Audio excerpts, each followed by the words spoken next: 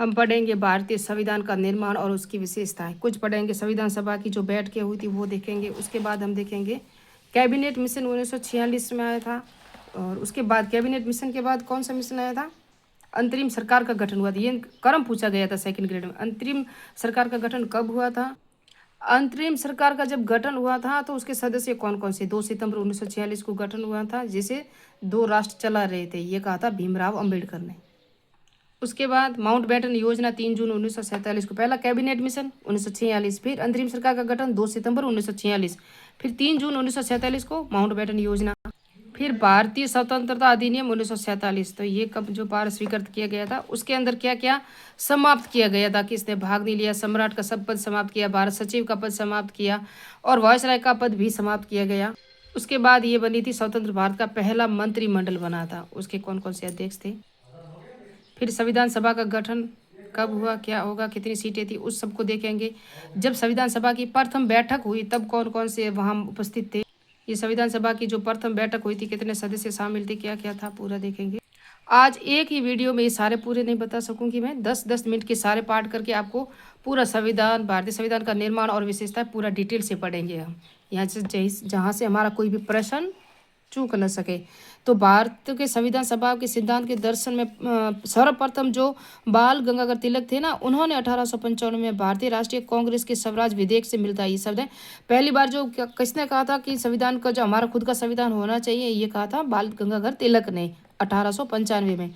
फिर 1922 में महात्मा गांधी ने भी कहा कि संविधान भारतीयों की इच्छा के अनुसार होगा। जो भी संविधान है वो भारतीयों की इच्छा के अनुसार होना चाहिए, ये भी कहा।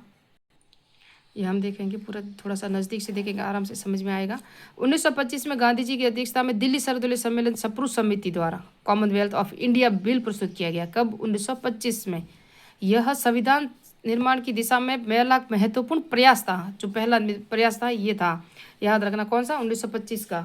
उसके बाद 1934 में भारतीय राष्ट्रीय कांग्रेस ने पहली बार भारत के संविधान निर्माण के लिए अत्यधिक रूप से संविधान सभा के गठन की मांग की थी। तो एम.एन. रॉय थे ना, उन्होंने ये इसके अध्यक्ष थे और उन्होंने की थी ये 1934 में पहली बार भारतीय राष्ट्रीय कांग्रेस ने। 1938 में नेहरू के द्वारा भारतीय संविधान हेतु वयस्क मताधिकार की बात की, यानी कि वयस्क मताधिकार के अनुसार भारतीय संविधान का होना चाहिए। वयस्क मताधिकार जो 1961 में आया था, संशोधन हुआ और 18 वर्ष की जो आयु है वो अपना मताधिकार मत दे सकता है। पहले 21 वर्ष थी, फिर घटाकर 18 वर्ष कर दी गई। कैबिनेट मिशन वेरी इंपॉर्टेंट है। कैबिनेट मिशन ब्रिटिश प्रधानमंत्री, कौन थे प्रधानमंत्री? सर क्लीमेंट एटली, लेबर पार्टी से थे और भारत में ये चल रहे राजनीतिक गतिरोध को दूर करने के लिए उच्च स्तरीय कैबिनेट मिशन भेजने का निर्णय लिया। कैबिनेट मंत्रियों का एक 3 सदस्यीय मिशन, जिसने मंत्री कौन कौन शामिल थे? 3 सदस्य आए थे कैबिनेट मिशन में। क्रिप्स व्यापार बोर्ड के अध्यक्ष थे, लॉर्ड पैथिक लॉरेंस ये थे भारत सचिव थे, और A.B. अलेक्जेंडर जो नौसेना मंत्री थे, ये वहाँ के, ये सभी बनकर आए थे तीनों। कैबिनेट मिशन के अध्यक्ष थे लॉर्ड पैथिक लॉरेंस थे, याद रखना। कैबिनेट मिशन के अध्यक्ष 24 मार्च 1946 के मिशन कहाँ आया? दिल्ली। तो याद रखना, इनकी डेट पूछी जाती है कि कैबिनेट मिशन भारत कब आया। तो 24 मार्च 1946 को दिल्ली पहुंचा और 16 मई 1946 को कैबिनेट मिशन ने भारत के तत्कालीन अंतरिम सरकार की स्थापना तथा संविधान निर्माण हेतु संविधान सभा के गठन हेतु एक योजना प्रस्तुत की, जिसके अंदर क्या क्या प्रावधान थे वो देखेंगे हम। कि ब्रिटिश भारत में देशी रियासतों को मिलाकर एक भारतीय संघ का गठन किया जाएगा।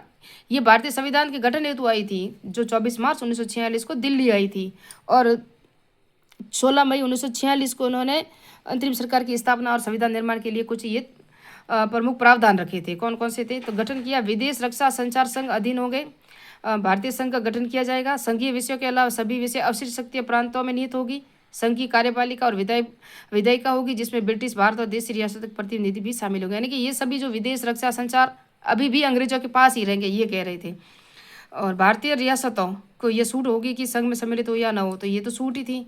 अब किस तरह से सूट थी, ये शामिल होंगे या नहीं होंगे, आगे हम देखेंगे। कितनी रियासतें शामिल होगी जो अंग्रेजों से होगी, कौन सी रियासत होगी जो शामिल नहीं होगी संविधान सभा में। फिर 26 अक्टूबर 1946 को राज्य सरकार, जो सरकार का पुनर्गठन किया गया। राज्य पुनर्गठन आयोग भी हमारे टॉपिक में, वो भी पढ़ेंगे। आरंभ में शामिल 3 सदस्य सैयद अली जहीर, शरद चंद्र बोस, सर सफर अहमद खान 3 थे, को परिषद से हटा दिया गया। मुस्लिम लीग में 5 सदस्यों को शामिल किया गया। इस प्रकार मुस्लिम लीग सरकार की भागीदारी भी बन गई थी।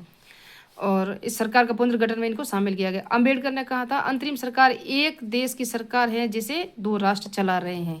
ये क्या किसने कहा था? अभी भी 2026 में सेकंड ग्रेड का एग्जाम हुआ, वहाँ भी अंबेडकर की कुछ परिभाषाएं आई थी। अभी ये गठित हुई थी जो 2 सितंबर 1946 को। अंतरिम मंत्रिमंडल जो पूर्व गठित सतत आज़ाद नहीं हुआ है, फिर भी पहले ये मंत्रिमंडल बना दिया गया था।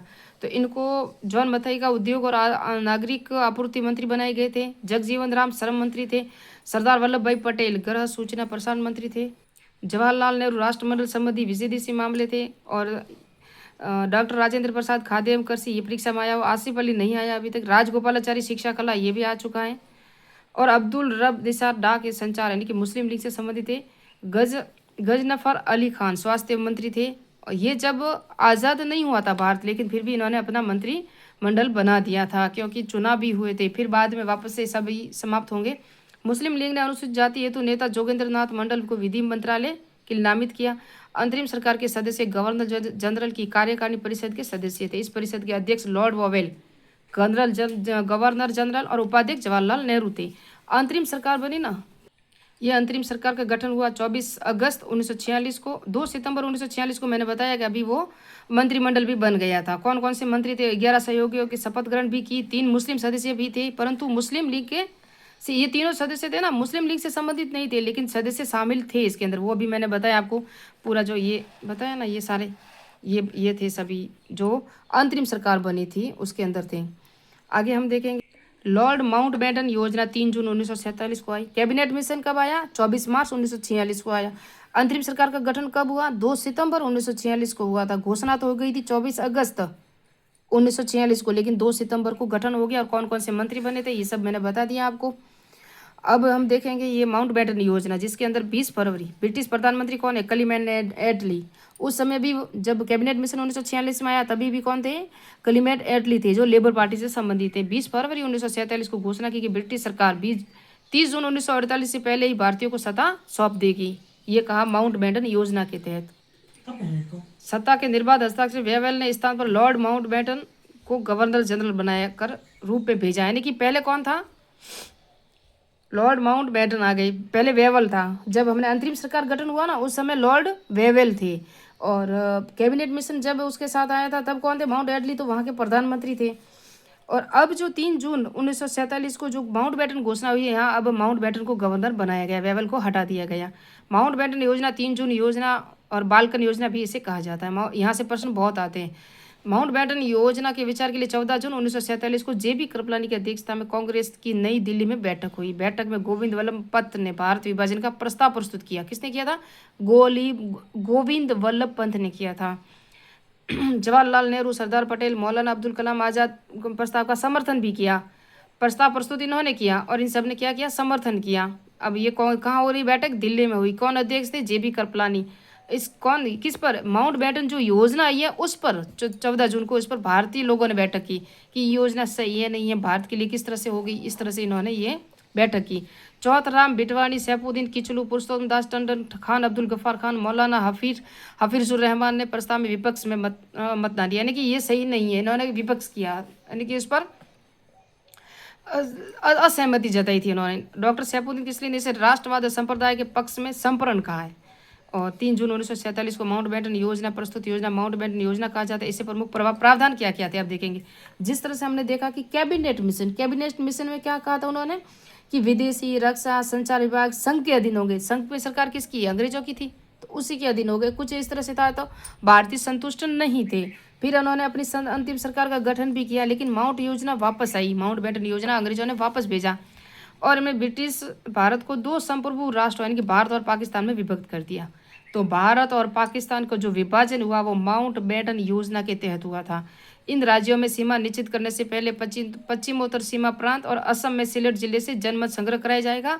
सिंध प्रांत को विधानसभा में वोट द्वारा तय किया जाएगा कि किसके साथ रहना चाहती है। बंगाल, पंजाब में विभाजन को लेकर जनमत संग्रह कराया जाएगा।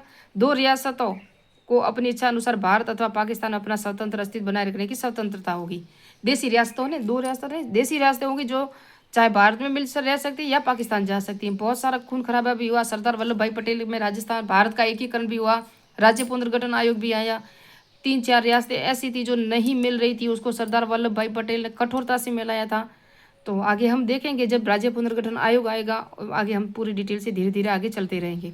भारत पाकिस्तान को राष्ट्रमंडल सदस्य दिलाने, राष्ट्रमंडल की सदस्यता को त्यागने का अधिकार होगा, यानी कि वो राष्ट्रमंडल में रहे या नहीं रहे ये भारत की इच्छा पर निर्धारित होगा। ये माउंटबेटन योजना के प्रावधान है। संविधान सभा द्वारा पारित भारतीय संविधान भारत में उन भागों को लागू नहीं किया जाएगा जिसे अपनाने को तैयार नहीं। ये जो संविधान है, जो भारत के लोग जो नहीं अपनाने को तैयार है उसको नहीं दिया जाएगा, कि आपकी यानी कि दबाव नहीं बनाया जाएगा। भारतीय यानी कि संविधान दो भागों में बट जाएगी। अपने अपने राज्यों के लिए संविधान तैयार करेगी, यानी कि अपने अपने राज्यों के अपने अपने संविधान तैयार करो। ये अंग्रेजों ने माउंटबेटन योजना भेजी थी, उसके प्रावधान थे। कांग्रेस तथा मुस्लिम लीग सहित सभी दलों ने माउंटबेटन योजना को स्वीकार किया। ब्रिटिश संसद ने इस योजना को मूर्त रूप देने के लिए भारतीय स्वतंत्रता अधिनियम 1947 पारित किया। पहले अंतरिम सरकार का गठन हुआ, कैबिनेट मिशन, अंतरिम सरकार, माउंटबेटन योजना। अब कौन सा है? भारतीय स्वतंत्रता अधिनियम 1947। तो भारतीय स्वतंत्रता अधिनियम 1947 और उसमें क्या परिवर्तन हुए उसको पढ़ेंगे नेक्स्ट पार्ट में, क्योंकि इसके अंदर 3 परिवर्तन हुए। और 31 दिसंबर 1947 को भारतीय संविधान सभा का राज्यवार जो सदस्य कौन कौन से थे। फिर भारतीय स्वतंत्रता अधिनियम 1947 को डिटेल से पढ़ेंगे, इसके अंदर क्या क्या प्रावधान थे। अभी हमने जो पढ़ा है वो मैं बता दूँ। कैबिनेट मिशन पढ़ा हमने, अंतरिम सरकार का गठन पढ़ा, माउंटबेटन योजना पढ़ी। तीनों को याद रखना, नेक्स्ट में पढ़ेंगे। धीरे धीरे संविधान सभा, संविधान निर्माण के लिए आगे बढ़ेंगे। मिलते हैं नेक्स्ट पार्ट में, नेक्स्ट वीडियो में।